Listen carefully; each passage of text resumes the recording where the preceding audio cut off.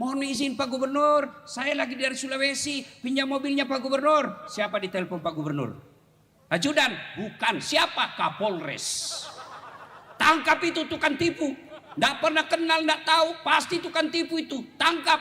Begitu juga sedulur-sedulur. Tidak pernah sholat, sholatnya cuma hari Jumat. Paling terlambat datang, paling cepat pulang. Orang khotbah kau tidur. Begitu ada masalah dalam pekerjaanmu, ada masalah dalam rumah tanggamu. Ya Allah, saya sudah capek hadapi hidup ini ya Allah.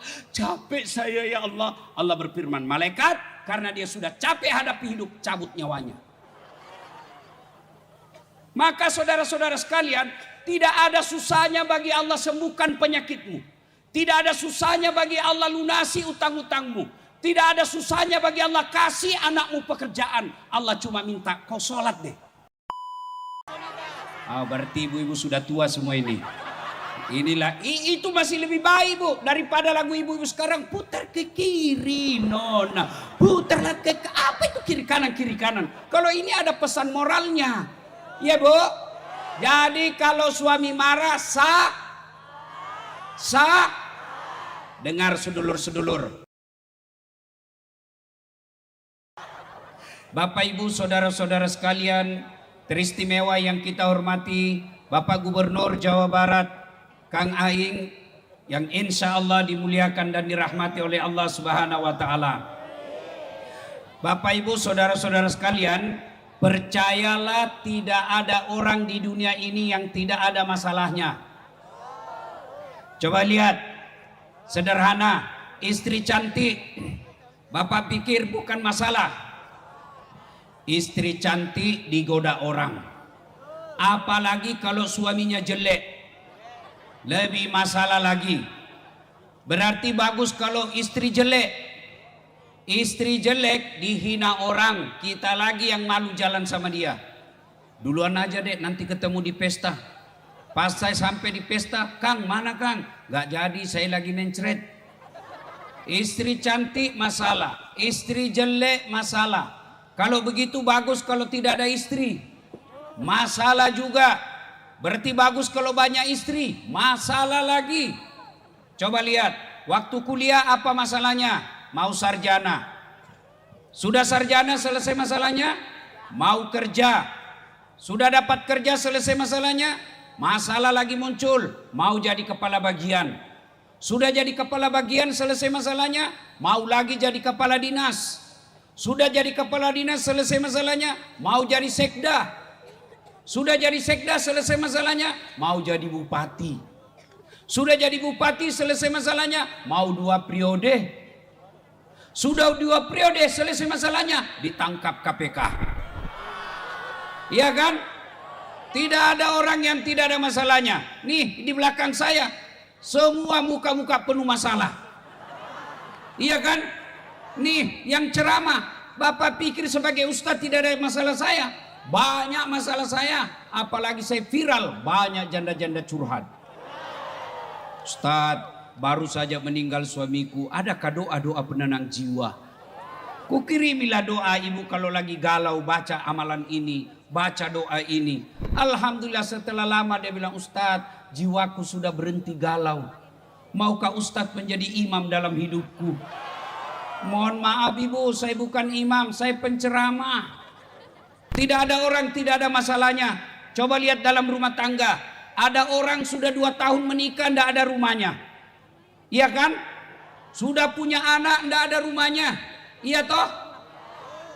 Ada orang belum menikah sudah punya rumah, tapi apa masalahnya? Tidak ada anaknya. Ada anak, ada rumah, apa masalahnya lagi? Mertuanya ikut campur. Biar gelas suaminya, mertua menantunya diurusi juga. Apa itu istrimu bodoh betul, kordennya ndak serasi warna kursinya. Iya, mertuanya baik, ada rumah, ada anak, apalagi yang jahat? Iparnya lagi jahat. Tidak ada orang tidak ada masalahnya. Jangankan kita, kurang apa mulianya Nabi Muhammad SAW, manusia paling suci yang setiap ada nama Allah pasti di sampingnya ada nama Muhammad SAW. Apa tidak ada masalahnya? Belum lahir sudah yatim. Usia 6 tahun yatim piatu, ibunya pun wafat. Diambil oleh kakeknya, 8 tahun meninggal lagi kakeknya. Diambil sama pamannya, wafat lagi pamannya. Dalam ekonomi Bu, ekonomi, Nabi pernah 3 hari 3 malam tidak makan sampai Hasan Hussein cucu beliau pucat pasi tidak makan. Itu Nabi. Dalam pekerjaan sebagai gubernur, sebagai bupati, bukan dibully. Nabi sebagai rasul bukan dibully. Beberapa kali uji coba pembunuhan dan mengalami perang 9 kali, dan puncak penghinaan orang-orang Mekah, diusir dari kampung halamannya. Itu Nabi. Apalagi kita. Nah, kalau begitu, ketika ada masalah, Allah tidak berkata, Das'at, kalau ada masalahmu kau jadi gubernur dulu. Kang Dedi, kalau ada masalah 2 periode dulu. Ada masalahmu kau sarjana dulu. Ada masalahmu kau jadi dokter dulu. Tidak, Allah cuma minta 2. Ibu bapak yang ada masalahnya dengar baik-baik. Ketika ada masalah, Allah cuma minta 2 hal. Ista'inu bis-sabri was-shalah. Sabar, perbaiki solatmu, saya yang selesaikan masalahmu. Itu janji Allah, bukan janji caleg. Kalau caleg begitu mau dipilih, bagi-bagi kartu nama. Pilih saya, sama-sama kita orang Bekasi. Ada masalahmu, telepon saya 24 jam, siap kau hubungi. Begitu terpilih, dia ganti nomor HP-nya. Ada begitu di Bekasi? Ada? Ada? Nah, kau salah, kenapa kau pilih? Bapak ibu saudara-saudara sekalian, begitu ada masalah, Allah minta sabar. Istri suka ngomel, sah? Bapak suka ngomel, sah? Pak, mau tahu kenapa istri suka ngomel? 1, jarang dipuji. Nah, itu sudah bilang betul. Bu ibu, Pak, bahkan untuk memuji istri boleh bohong. Boleh bohong. Misalnya pulang kerja ketemu istri, Dek, kau makin cantik aja. Dan hebatnya bohong kepada istri, meskipun dia tahu bohong, dia tetap senang. Kau bohong tapi tidak apa-apa, saya senang juga. Iya kan? Iya toh? Yang kedua sebabnya, kata Nabi, setelah jarang dipuji, jarang kau kasih hadiah. Nah, coba, enggak percaya, ibu-ibu, coba jawab Bu. Biar suami tidak pulang, yang penting ada Nah, coba, uangmu dia cari. Maka kalau ada istri suka ngomel, berarti suaminya jarang ngasih duit. Maka suami yang baik, pulang dari Jakarta, seminggu enggak balik kerja, maka pulang kerja, kasih hadiah meskipun sekecil nasi bungkus. Kasih hadiah. Saya Pak Gubernur suatu ketika pulang ceramah lama sekali. Saya pulang, saya kasih emas istri saya. Kalung dengan gelang. Senang dia. Alhamdulillah ibu bapak saya Ustadz belum pernah belikan setebal ini. Senangnya dia. Alhamdulillah, terima kasih Ustadz. Beberapa saat kemudian saya lagi duduk-duduk. Dia datang kasih saya kembali. Ternyata palsu kok kasih saya. Saya bilang meskipun emas itu palsu, tapi cintaku murni 24 karat. Nah, yang jadi masalah, bapak-bapak jarang muji istri, jarang ngasih hadiah, mau istrinya seperti Khadijah. Tidak mungkin. Ibu-ibu juga kalau mau punya suami seperti Muhammad, ibu juga seperti Khadijah. Bagaimana sabarnya Khadijah? Ibu tahu enggak itu Khadijah? Khadijah sebelum menikah dengan Rasul, itu perempuan terkaya di Mekah. 2/3 barang-barang Mekah yang mewah pada saat itu miliknya Khadijah. Tapi ketika sakaratil maut, Khadijah memakai baju yang 83 kali tambal. Itu Khadijah, istri Nabi, Ummul Mukminin, dalam rumah tangganya pun kelaparan. Maka ketika ada masalah, bagaimana bentuk sabar? Kata Allah, alladzi idza asabatu musibah qalu inna lillahi wa inna ilaihi rajiun. Tadinya ada motor, karena utang pinjol terpaksa kita jual motor. Begitu motor lepas, ucapkan inna lillahi wa inna ilaihi rajiun. Coba amalkan. Dengan catatan jangan cepat ketika ngucapnya. Ngucapnya sambil usap dada. Inna lillahi wa inna ilaihi rajiun. Pasti berbekas. Kenapa zikir kita tidak berbekas di hati? Kita rajin zikir tapi kita suka ngomel. Kita rajin zikir tapi tukang gosip. Kita rajin zikir tapi pemalas. Kita rajin zikir tapi suka mengeluh. Kenapa? Zikir kita tidak berbekas. Kenapa tidak berbekas? Karena terlalu cepat cara mengucapnya. Cemlah. Saya biasa heran di masjid. Sama-sama subhanallah, sama-sama 33, sama-sama mulainya. Saya baru 11 dia sudah sampai. Seperti makan pisang goreng panas. Apa artinya itu? Jangan ketawa, saya serius ini. Coba ucapkan dengan lapang dada, usap dada. Alhamdulillahirabbil alamin. Tadi dapat rezeki 30 juta supaya dia berkesan di hati. Alhamdulillahirabbil alamin. Segala puji bagi Allah seluruh sekalian alam. Ketika bapak istri ngomel, ucapkan innalillahi wa inna ilaihi rajiun. Tapi jangan kau keras. Istrimu ngomel kok innalillahi. Oh tambah jadi dia. Kau kira saya mati? Tapi gimana caranya? Istri ngomel kita dengar. Selesai ngomel lalu kita tinggalkan. Innalillahi wa inna ilaihi. Bu. Saya kalau istri saya ngomel, Ustadz kenapa sering sekali saya ditinggal? Jarang di rumah. Saya tidak marah. Saya cuma menyanyi. Tiap malam engkau ku tinggal pergi. Bukannya aku sengaja. Demi kau dan si buah hati. Terpaksa aku harus begini. Oh, masih marah-marah juga. Saya buka baju saya sambil saya peluk sambil menyanyi. Insaflah wahai manusia. Berhenti dia marah. Ibu-ibu juga kalau suamimu marah, ucapkan innalillahi wa inna ilaihi rajiun. Dia ngomel-ngomel, ibu sambil nyanyi. Berhenti tuh marah kalau ibu nyanyi. Caranya nyanyi bu begini kalau dia ngomel. Pulangkan saja aku pada ibuku, atau lihatlah tanda bekas tampar sering kau lakukan bila kau marah. Samakah aku yang dijual orang hingga sesuk kau lakukan itu. Apa judulnya bu? Hati yang terluka. Penyanyinya?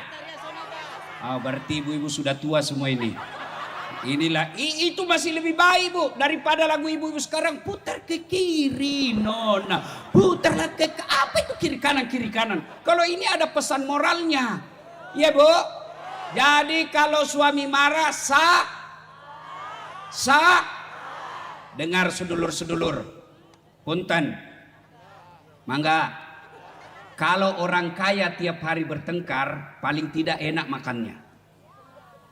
Orang kaya tiap hari bertengkar, paling tidak duitnya banyak. Orang kaya tiap hari bertengkar, paling tidak tempat tidurnya empuk. Tapi kalau sudahlah kita miskin, rumah ngontrak-ngontrak, sempit, suami bau keteknya, istri busuk mulutnya, bertengkar tiap hari. Apa yang kamu banggakan hidup di dunia? Kalau kita ngontrak, rumah sempit, makan ala kadarnya, tapi kita saling mencintai, paling tidak sakinah yang kita dapat di dunia. Paling kita rumah tangga bahagia, sehingga lihat orang kaya kita bisa bilang, kamu kaya tapi kau tidak dapatkan kebahagiaan rumah tangga. Kami miskin tapi kami bahagia saling menghormati. Ini sudah miskin bertengkar melulu. Sudah bertengkar tiap hari, hamil lagi. Ibu ketawa karena ada pelakunya di sini. Sumbernya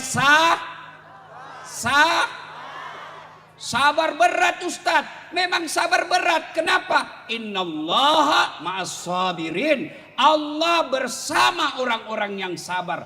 Bersama Allah, bersama Kang Deddy aja kita sudah bangga. Ketemu saja Pak Gubernur kita sudah senang selfie-selfie. Padahal beliau ada masa jabatannya hilang. Sudah bangga kita. Gimana kalau Allah yang bersama kita? Dan orang yang bersama dengan Allah syaratnya sabar. 2 resepnya, perbaiki sholat. Ustadz, kenapa saya dagang rugi? Nge-Grab hilang lagi motor saya.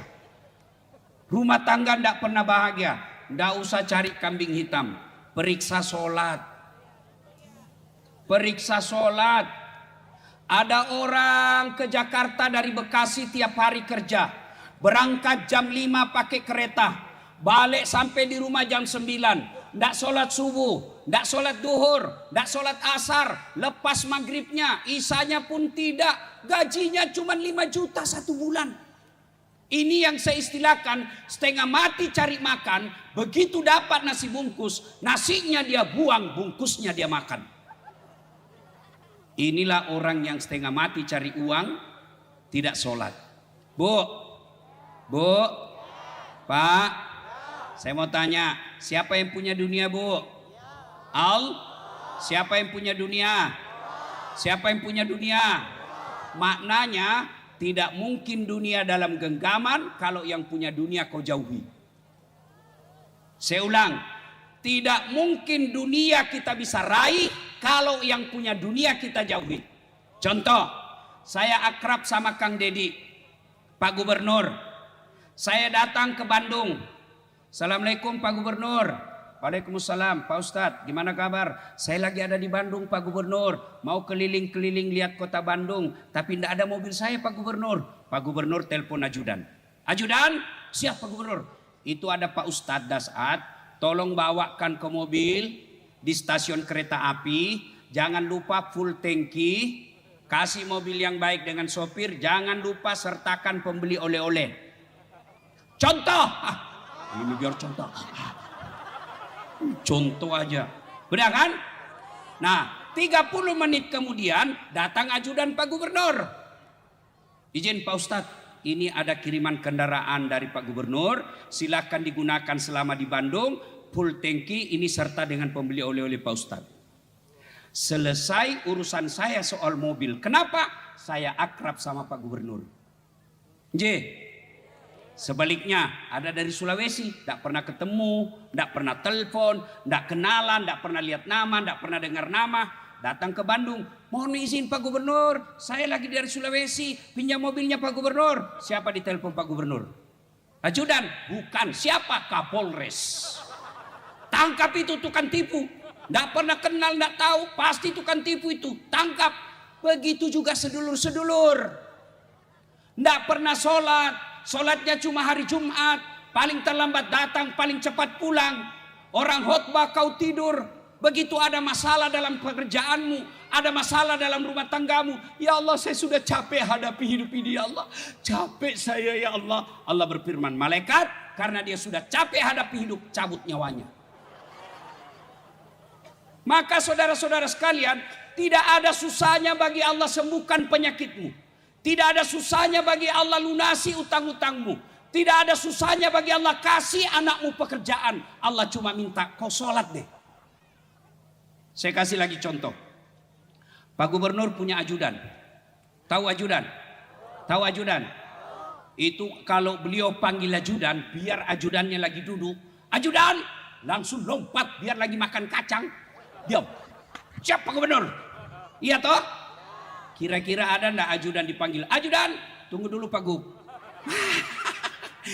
Ajudan, Bapak ndak lihat sisi Bu? Dipecat kau. Iya toh? Padahal Pak Gubernur ada masa jabatannya. Begitu takutnya manusia katakan tunggu. Lalu kenapa ketika Allah memanggil kita? Hayya 'alas shalah. Sini, kau istirahat dulu daganganmu. Kau sholat deh. Berhenti dulu bawa penumpang. Selesai bawa penumpang itu mampir dulu deh kau wudhu. Ngadu kepada Allah. Pak, Bu, saya mau tanya. Bu, Bisa enggak manusia dibakar hidup-hidup dalam api yang sangat besar masih bisa hidup? Masih bisa hidup?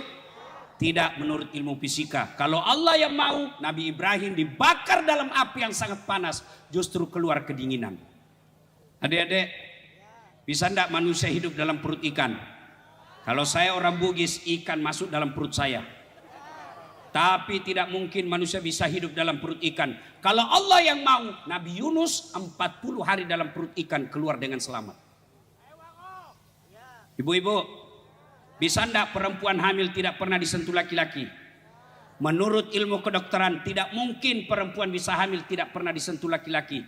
Tapi kalau Allah yang berkehendak, Siti Maryam, wanita suci, tak pernah disentuh laki-laki, melahirkan Isa Al-Masih. Itu tidak masuk akal. Tapi kalau Allah yang mau, kecil buat Allah. Ustadz, kenapa rumah tangga saya tidak bahagia? Pasti suami istri jarang sholat. Ustadz, kenapa lapangan kerja saya sulak? Pasti kau ajarin sholat. Ustadz, saya sudah sholat, kenapa hidupku susah? Karena kau tidak ikhlas. Hayyalah sholat, asar lagi. Tidak ikhlas. Saya sholat Ustadz, betul kau sholat tapi main-main. Allah. Bismillahirrahmanirrahim. Iyyaka na'budu wa iyyaka ihdinas siratal mustaqim. Ibu bapak ketawa karena membayangkan diri sendiri kan? Ada yang sholat kayak ditiup angin, Allah. Ada lagi lebih seru, Allah. Ya, maka kalau mau lepas dari masalah, perbaiki sholat kita. Tidak ada alasan bagi kita tidak sholat. Saudara-saudara sekalian, kalau Anda tidak puasa 3 tahun berturut-turut, taubat malam ini, selebihnya dibayar puasanya, selesai utangnya. Bapak tidak haji padahal sudah mampu. Bertaubat 2 tahun akan datang menunaikan ibadah haji, selesai utangnya. Bapak tidak bayar zakat 5 tahun berturut-turut, taubat malam ini, bayar zakatnya besok, selesai masalahnya. Tapi kalau tidak sholat subuh tadi, bagaimana cara bayarnya? Ayo, yang tidak sholat subuh tadi, bagaimana cara bayarnya? Saya bayar besok Ustadz, ya besok untuk besok. Saya sholat subuh 2 kali, lebih beleng-beleng lagi. Ayo, Bapak Ibu Saudara-saudara sekalian, Ustadz saya tidak bisa kena air, tayamum. Ustadz saya di tengah hutan, habis kencing. Kalau habis kencing tidak dapat air, cukup caranya kencing. Bu, Pak, ini urusan laki-laki, jangan kasih lihat ibu-ibu. Bapak kencing, ambil daun 3 lembar. 3 lembar. Cara membersihkannya, coba lihat. Ambil daun pertama, gosok ke bawah. Ambil daun kedua, gosok ke atas. Ambil daun ketiga, gosok lagi ke bawah. Begitu cara gosoknya, jangan begini. Tambah kotor. Iya, tidak ada air, tayamum. Ustadz tidak bisa berdiri, duduk. Ustadz tidak ada bacaan, saya hafal. Boleh Bapak beli buku tuntunan salat sambil baca, pegang begini. Sah. Ustadz saya tidak lihat kiblat, kita lagi di dalam di tengah laut, lihat matahari terbenam. Oh di sana matahari terbenam, menghadap ke sana. Allahu Akbar. Tiba-tiba perahu goyang, nggak usah juga kok goyang-goyang juga begini. Apalagi alasannya? Apa? Yang banyak orang tidak sholat, 1, perempuan ketika selesai haid. Gratis 5 hari dia tambah bonus 2. Kata suaminya, kenapa belum sholat? Belum bersih. Kau bohong, masih ada sedikit-sedikit. Kau bohong, apa bohong? Saya kasih lihat kau. Yang kedua, penyebab perempuan banyak tidak sholat kalau ada pengantin. Boleh dandan, tapi jangan gara-gara dandan tidak sholat. Dia pakai jilbab sakaratil maut. 3 lapis. Mau ada di sini kembang-kembangnya, ada di sini kayak bunga-bunga, di sini ada pohon-pohon. Lah, so sempit kalau dia jalan suaminya. Buru-buru kau dek, kita terlambat. Tunggu dulu Kang. Beleng-beleng. Tiba waktu sholat, hayalah sholat, kata suaminya, dek, saya jualkan kau sawah supaya kau pi umroh. Masa kau tidak sholat? Apa kata istrinya? Kau sadar, lihat ini jilbabku, setengah mati dipakai. Gara-gara jilbab dia tidak sholat. Orang seperti ini, saya setuju kata Kang Dedi tadi, umroh baik. Tapi kalau berulang-ulang, itu lebih utama memakmurkan masjid, membantu fakir miskin. Oh, jadi pejabat itu jangan coba, Pak. Anda itu pejabat bagaimana diperlihatkan tanggung jawabnya di akhirat. Saya yakin tidak ada yang mau ikut pilkada. Itu Umar bin Khattab pernah tidak bisa tidur semalam. Kenapa? Sore hari ada onta terpleset gara-gara jelek jalan, jatuh itu onta. Onta terpleset, Umar bin Khattab sebagai Amirul Mukminin tidak bisa tidur untuk tanggung jawabnya di akhirat. Ini bukan onta yang jatuh masyarakat. Saya jalan tadi dari Jakarta sebelum, ada juga jelek jalan di sini, kayak mau jatuh kancing baju saya. Mudah-mudahan selesai acara ini menjadi itibar buat kita semua. Ya, Bapak Ibu saudara-saudara sekalian, boleh tidak sholat? Satu, hilang ingatan. Apa artinya? Kalau gila, kenapa tidak sholat? Saya gila Pak Ustadz. Boleh kok tidak sholat. Dua, boleh tidak sholat, belum balik. Apa artinya? Kalau ibu-ibu belum haid, boleh tidak sholat. Ada di sini punya anak belum haid? Ibu-ibu sudah pernah haid kan? Sudah wajib. Bapak-bapak kalau sudah pernah mimpi basah, wajib sholat. Yang ketiga, boleh tidak sholat. Siapa? Mereka dalam tekanan. Kau sholat, misal zaman kompeni Belanda. Kau sholat, saya tembak kepalamu. Boleh dia tidak sholat. Lain dari itu, wajib sholat. Dengar baik-baik yang mereka balas sholat. Bawa pulang ini oleh-oleh. Satu, buka Al-Quran surah Al-Hajj 47. Di situ Allah jelaskan, satu kali kau tidak sholat, satu hari di neraka. Apa yang disebut satu hari di neraka? 1000 tahun dunia. Buka Al-Quran surah Al-Hajj 47. Tidak sholat salat subuh tadi, 1000 tahun kau diparkir di neraka. Berapa 1000 tahun? Auzubillah min zalik. Yang kedua, buka Al-Quran surah Al-Fat 29. Muhammad dan Rasulullah walladzina ma'ahu asiddaul al-kuffar ruhama'u bainahum tarahum ruk'an sujada ila akhir ayat. Tanda umat Muhammad kata Allah, mereka kamu lihat ruku dan sujud. Kalau dia tidak ruku dan sujud, maka dia kafir di hadapan Allah. Bahkan Imam Syafi'i menghukumi mereka yang mengaku Islam tapi tidak sholat, jangan kau sholati jenazahnya ketika dia meninggal. Hati-hati Pak. Biarlah rumah ngontrak-ngontrak, tapi sholat baik. Daripada rumah mewah tapi tidak sholat. Lebih celaka lagi, sudah rumah ngontrak-ngontrak, tidak sholat lagi. Bu, pulang ini saya tidak tahu Ustadz datang berjamaah di masjid. Alhamdulillah, Ramadan hadir.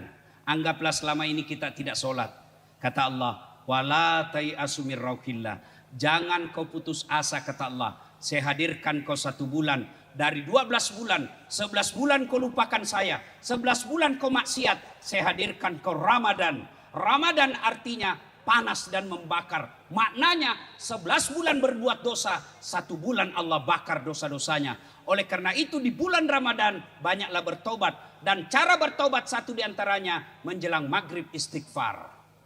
Menjelang buka puasa istighfar. Dulu zaman saya kecil, waktu belum ada TV swasta, belum ada radio swasta, RRI dan TVRI menjelang buka, se-Indonesia itu istighfar. Nashhadu Allah ilaha illallah wa nastaghfirullah nas'alka ridaka wal jannah wa na'udzubika min sakhatika wan nar. Itu dulu.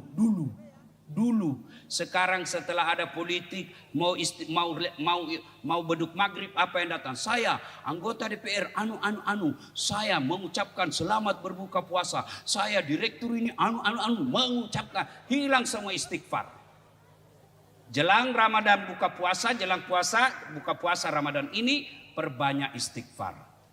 Dan janji Allah kalau kita bertobat, innallaha yuhibbut tawwabina. Allah mencintai orang-orang yang bertobat. Bapak Ibu saudara-saudara sekalian, karena sudah larut malam, bawa oleh-oleh pulang ini.